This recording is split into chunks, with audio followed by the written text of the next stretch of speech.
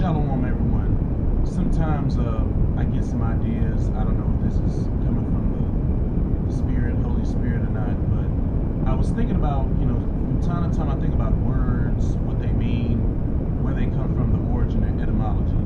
And because we as a people, we don't have our pure original language, and we're having to speak the language of a foreigner, right now English, which is basically German that's been heavily influenced by Latin. English is a Germanic language. I saw, something came to me about the word synagogue, where it came from. Because if you look at the Old Testament, no one really uses the word synagogue. It's never really used in a translation. So it made me think, okay, where does it come from? Because we definitely see it in the New Testament, particularly Revelations 2:9, Revelations 3:9. So I pulled it up here. This is what I do from time to time. I search the etymology of words. What do they mean? Where did they come from? What's the origin and how they came to be? And it's kind of interesting. Synagogue is Greek in origin, from the Grecians. Sin and sun kind of being very similar. And then agog, or like again, here they're saying to bring again, or to meeting, like to gather again, or bring together, or something like that. So you basically have a sun and it's some kind of a gathering or bringing together. Okay? So like sun again, sun agog, sin agog. So basically, synagogue means a sun gathering, or a sun bringing together. Now, when you put those two together, it sounds like sun worship.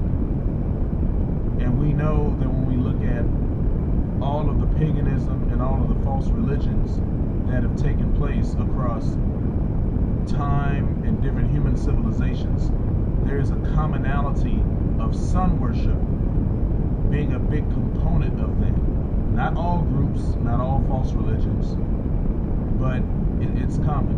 So if the word synagogue came from sun worship or sun gathering, then what does that say about people who embrace calling their tabernacle a synagogue?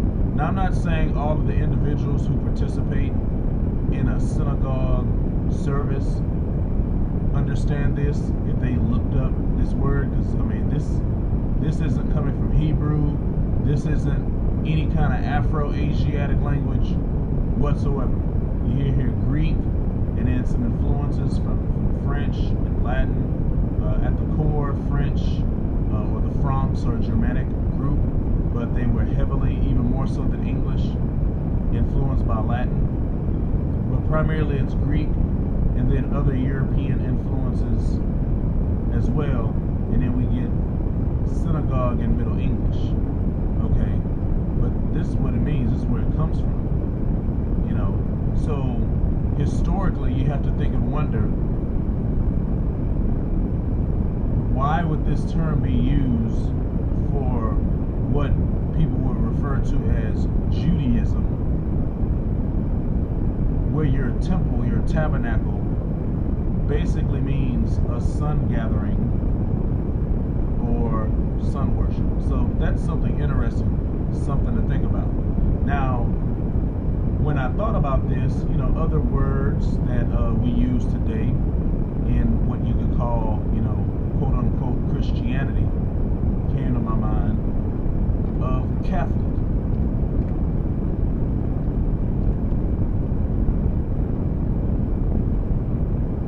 So let's go to this. Now, there's two main contexts you have here of Catholic.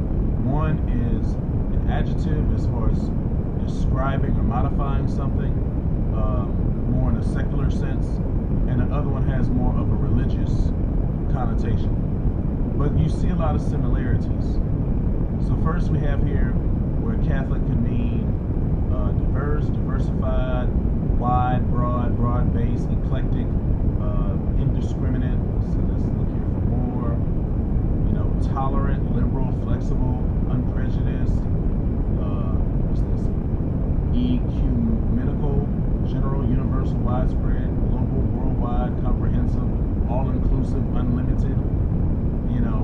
broad-based, unsectarian, all-encompassing, all-embracing, unbigoted, undogmatic. You know, gives you a description here, using it in a phrase, your tastes are pretty Catholic. Okay? So Catholic basically means like all of the above, you know, casting a wide net, very inclusive. Then we go down here to the second context of, you know, the Catholic Church, or the Western Roman Eurocentric so-called mainstream Christianity church.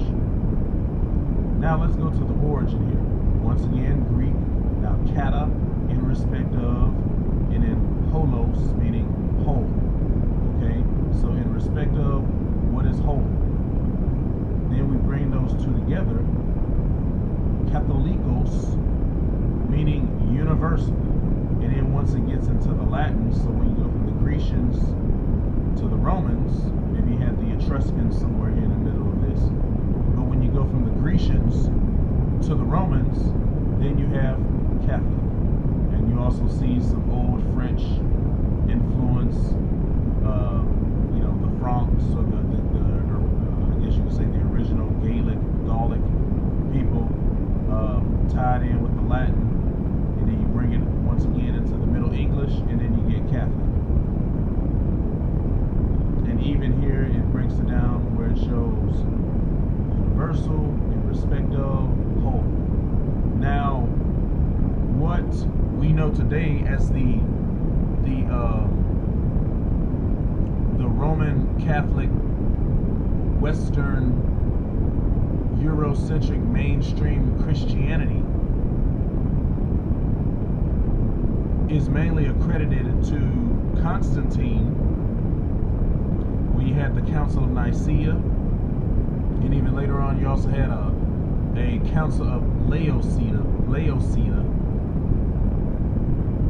and basically where, now I'm not saying the ministers or the pastors or bishops or whatever they consider themselves to be, I'm not saying that they necessarily, all of them were a part of this, but basically what is the Catholic order as we know it today, a lot of compromises were made by many different people along the way, starting with the time of Constantine, to include, you know, as you have here, to be very inclusive of all of the pagan traditions and the pagan order that was going on, and that way it would bring many people under the fold. I mean, very similarly to what you read about in Revelations of end times, of the Antichrist, the beast, you know, the false Christ, and the false prophet, that initially they're going to conquer through peace, not by war. When you look at the beginning of the Romans and how they came to be, first when they toppled and overthrew the Etruscans who had ruled over them and gave them, you know, pretty much everything that they had, taught them everything that they knew. Rome originally conquered with the sword, but then later on, with sort of like the new quote-unquote so-called Holy Roman Empire, the Western Church, and many of the Europeans even thereafter. Now, not to say that they didn't use any militarization, but they used the weaponization of religion also to conquer. So they conquered more so through peace than they did through war, like the original Romans did with the sword, okay? And when you look at, say, like the United States right now, who currently looks like that she's a daughter in the whorish, harlot Babylonian system, and has been for some time. America has definitely used her military to do so, but they have this thing called soft power, where they use quote-unquote diplomacy, they use sanctions, they use economics, they can also use religion, they use international social pressure. Okay, you could say this soft power is like a conquering through peace, not through war. And that's what Constantine wanted to do. He had an idea of an all-encompassing mindset or theology or religion. And through the religion and through the symbolism, he would be able to go out and conquer the whole world. And when you look at modern-day mainstream Eurocentric Christianity, the Christianity of the Gentiles, it's if not the largest, it's one of the largest religions in the world right now. Okay? And in many times under the guise of missionaries, they conquer through peace. And historically, when you look at the compromises that were made, when you look at the interloping that took place, that's why you see with this Christianity of the Gentiles, not true Christianity, but the Christianity of the Gentiles, that's why you see that all these pagan traditions and customs were incorporated. Because when you see the name Catholic and what it means, the history of it, the etymology of it, it's supposed to be diverse. It's not supposed to be dogmatic. It's supposed to be flexible and unbigoted. Okay? It's supposed to be open-minded and widespread and global and all-inclusive and comprehensive and unlimited. Okay? But when you look at the laws and the statutes and the commandments and the ordinances of the Most High, He tells you what you're supposed to do and what you're not supposed to do. You know, His commandments are limited. They're fixed. They're specific. And the Most High does not change. He's the same that He always has been, will be, ever was. Him and His Word, what we would call Christ Jesus, they've always been there. They are one. He is one. But it's always been there from the very beginning. He and the Word. But then you have these people who come with their interloping, their universality and their false teachings. And that's why you see that mainstream modern day Eurocentric Christianity of the Gentiles is the way that it is. And it has become the replacement theology. And it's so widespread and it's so worldwide. So just wanted, I had this idea, just wanted to present this real quick. It's very important, especially as a people where we don't have our original culture, we don't have our original language. We had all of those things taken away from us, and we're forced to speak the tongue of the Gentiles now. So it's interesting to look at what these words mean, where they came from, and just how everything came to be. So now, even though some people may say today the Catholic Church is dogmatic, when you look at its origin, not necessarily. And when you look at, all the paganism, when you look at the influence of the Grecians, when you look at how they do wedding ceremonies, when you look at birthdays, New Year's, the calendar that they keep, when you look at a Sunday Sabbath, when you look at Lent and Easter and Ash Wednesday and Palm Sunday and Christmas, the so-called Mass of Christ on December 25th, a day for Tammuz, a day for Mithras, a day for all these other pagan gods, all of, keeping these Catholic pagan holidays is in vain. The Most High doesn't see you with any of these things that you would do. He has given you holy days and feast days and days of holy convocation to keep. And it's not an Easter or a Christmas or a Lent or a Palm Sunday or Ash Wednesday or a Mardi Gras or Carnival or any of these other so-called holy days, holidays, helly days that they keep. So when you look at this, the definition of synagogue and the possibilities, and the definition of Catholic and the origin and the meaning of it, the entire context of what it means, it makes a lot of sense. So if you want to be keeping a tight doctrine and a doctrine of the Most High, maybe you shouldn't be following after people in synagogues, people in the Catholic order.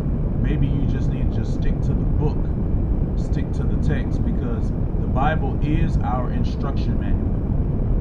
You know, the Bible tells us everything that we need to know. And if you simply stick to the Bible and don't go after the traditions of men, where you'll be suffering for a lack of knowledge, being brainwashed by these false teachings, you won't be able to go wrong. You know, that is the real religion. That is the true faith. That is real Christianity. What has been laid out in the Bible from the Most High. Not this false teaching, replacement theology that we get from the Gentiles, and the teaching or the sort of priesthood, you could say, or, you know, where the original teaching was supposed to come from, was never originally supposed to come from the Gentiles. It was always supposed to come from the Israelites. Christ said, you know, initially, I came for the children of the lost, trying to get this right, I came for the children of the lost sheep of the house of Israel. Okay, maybe didn't get that perfectly, but essentially that's what it's saying. All right. Then later on, and he said, only go to the house of Israel. Only go to the Israelites. Then later on, when we get to Saul or Paul or Saul or Paul, then, and also with Simon Peter, then later on, that's when we get to the Gentiles can be grafted in if they also receive and come in under the faith. But originally, the salvation was supposed to be first the Israelites, then the Israelites, because especially Paul or Paul or Saul or Saul, he was a Hebrew Israelite. Paul never called himself a Christian. Okay, Paul was an Israelite. If I'm not mistaken, I want to say from the tribe of Benjamin, if that's correct. He was a Benjaminite. Okay, that's an Israelite. So later on, Paul and Simon Peter, then they would go and teach the Gentiles how to keep the true faith. And then from there, once the Gentiles receive the proper teaching and the instruction, then they can go out into their countries and their group and their people, and then they can instruct their people how to do accordingly. But it was never intended for them just to have the church on their own and what they will teach you, without any structure or without any order or without any hierarchy. That was the proper order. First the Israelites, then the Gentiles, and then therefore, ideally, hopefully, all of the world, all of the people will be saved. All of the people would have proper teaching, they would have knowledge, they would be able to come under the faith and come under the grace of Christ, and then keep the commandments as laid out in the Bible. That's how it was supposed to be. Okay? So I don't think I would ever, you know, call any building or any group or any assembly that I was a part of a synagogue. You know, I'm not too sure about that term. I would stay away from that. And I definitely have a lot of issues. I mean, as I've said over the years, Catholicism is basically a pagan religion. Okay, so I definitely don't want to really have anything to do with the Catholic order. You know, so check this out, especially, you know, for those of us who are stolen people, and we're not dealing in the language of our own, we're not dealing in the tongue and the language, dialogue of our ancestors, of our fathers. You know, we're speaking the language of the Gentiles. You know, it's important for us to look into these words, look at the etymology, find out what they mean, and trace it all the way back to the root. You know, and then a lot of these things that happen will make sense. So this was just kind of like a quick little inspiration. You know, it wasn't a very deep lesson. Maybe next time, you know, because I'm I'm a student myself. I'm doing studying right now. So when I get all the precepts in place, when I get all the material, then I can go to other sources and give you precepts and give you extra things to quote. But this is just a little quick idea I had. I said, let me look this up and see what I find. What I got was kind of disturbing to me. So we need to unlearn the lies,